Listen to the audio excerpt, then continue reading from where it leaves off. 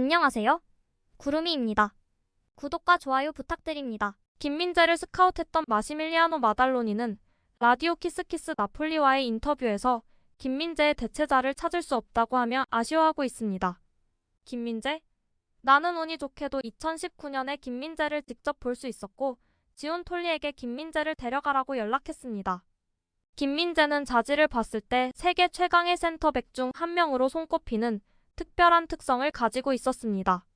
김민재 선수는 매우 특별한 선수로 대체하기 어렵고 작년에 나폴리가 중요한 선수를 바꾼 것은 사실이지만 시장에서 비슷한 선수를 찾기가 쉽지 않습니다.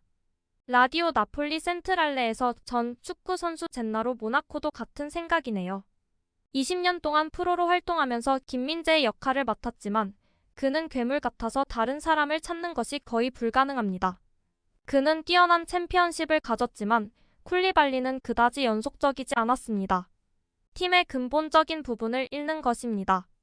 김민재 같은 선수는 맨 마킹이 포함된 경기로 경기장에 진정한 변화를 가져왔습니다. 마음속으로는 나폴리 팬들에 대한 애정을 공언했던 쿨리발리가 다시 돌아올 것이라고 생각했습니다. 전 나폴리 주장 원조 철기둥 주세페는 김민재 대체자로 거론되는 모든 선수에게 고개를 흔들었습니다. 크롤과 나는 매우 좋은 친구이고 크롤은 슈어스를 매우 높게 평가하지만 사실 그가 어떤 선수가 될지는 모르겠습니다. 이타쿠라. 우리는 이미 아프리카 네이션스 컵이 있고 아시안컵도 있고 팀의 중추를 잃고 모든 것을 다시 만들어야 합니다. 스칼비니? 저는 스칼비니를 좋아하지만 나이 때문에 조금 생각하게 됩니다. 그 소년은 훌륭하지만 다른 맥락에서는 손실입니다. 현재 어떤 선수에게서 과거의 자신의 모습을 보나요? 김민재입니다. 제 시대에는 저와 같은 수비수가 없었습니다. 스카이 이탈리아의 기자 마르체티는 김민재의 빈자리를 메우기 위해 나폴리는 4천에서 5천만 유로를 쓸 생각이 없다고 합니다. 나폴리는 서두르지 않고 김민재를 대체할 선수를 구해야 한다는 것을 알고 있지만 너무 서두르고 싶지는 않습니다. 나폴리가 시장에서 쫓을 수 있는 유일한 타깃이 김민재의 대체자라고 가정해봅시다. 인터 밀란, 유벤투스와 같은 다른 팀들과 달리 나폴리는 이 작업만 하면 되고 스쿼드를 크게 바꾸지 않을 것이며 시장이 7월 10일에 시작되었고 아직 시간이 충분하다는 것을 기억하십시오. 저는 나폴리가 지금까지 언급한 선수들에게 4천만 내지 5천만 유로를 지출하고 싶지 않다고 생각합니다. 그들은 시장을 자세히 평가한 다음 적당한 이름이 없다면 그때가 되어서야 큰 금액을 지출할 수 있을 것입니다. 김민재가 1,800만에 들어왔다는 것을 기억하십시오. 나폴리가 원하는 작전 유형은 바로 그것입니다. 보물찾기 하다 시간 다 지나갈지도 모르겠네요. 김민재와 동갑인 일본의 이타쿠라가 1,500만 유로로 평가받고 있는데 이 선수를 염두에 둔 것인지도. 김민재가 속할 바이에른은 PSG처럼 살생부가 돌고 있습니다.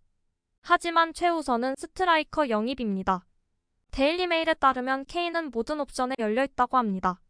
계약 연장도 포함된 말입니다.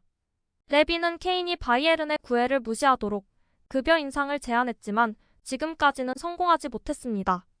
또한 파리 생제르맹은 공격수 영입 리스트에서 해리 케인을 제외해야 할 것입니다. 기자 토비 알츠샤플은 화요일에 토트넘의 해리 케인이 PSG로의 이적 가능성을 거부했다고 보도했습니다.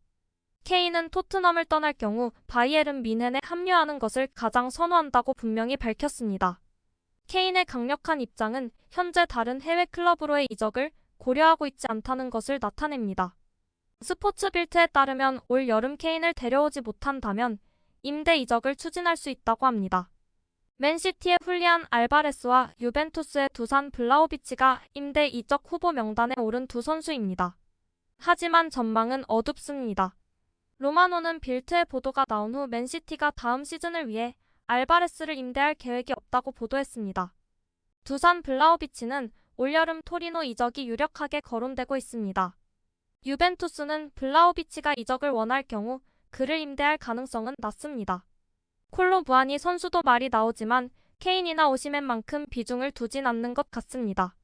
마지막으로 오시맨도 바이에른의 관심을 받았지만 구단주가 2억 유로를 원하기 때문에 이번 여름에 영입할 수 없습니다.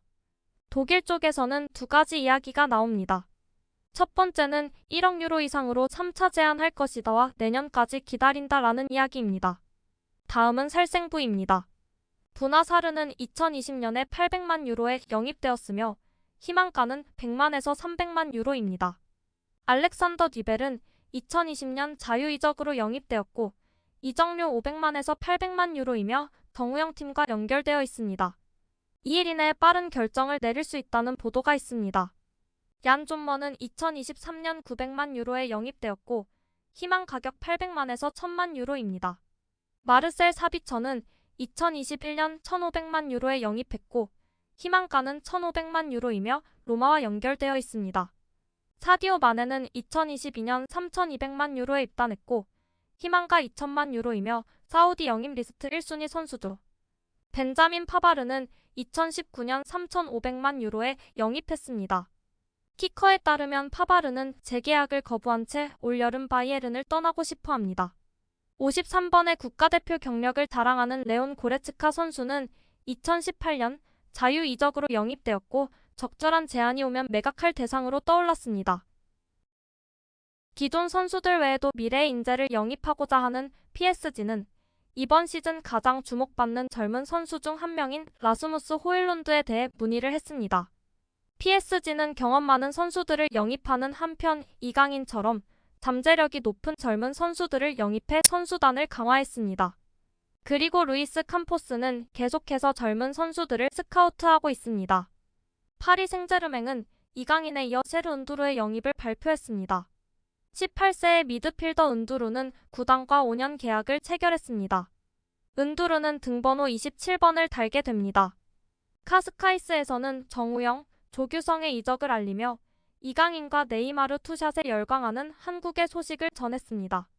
프랑스 파리 생제르맹의 이강인과 팀 동료 네이마르의 투샷으로 화제가 되고 있습니다.